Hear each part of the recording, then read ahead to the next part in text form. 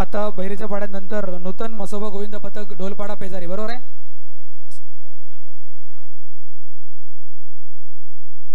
कृपया स्टेजवरची जी मंडळी आहे त्यांना विनंती आहे, कृपया खाली उतरायचं आहे. मागे जी मंडळी त्यांना दिसत नाही, मान्यवरांना दिसत नाही, तर विनंती आपण खाली स्टेजच्या भरपूर जागा आहे किंवा या साईडला पण खूप जागा आहे, जर आपण या ठिकाणी खाली उतरलं तर खूप आभार होतील.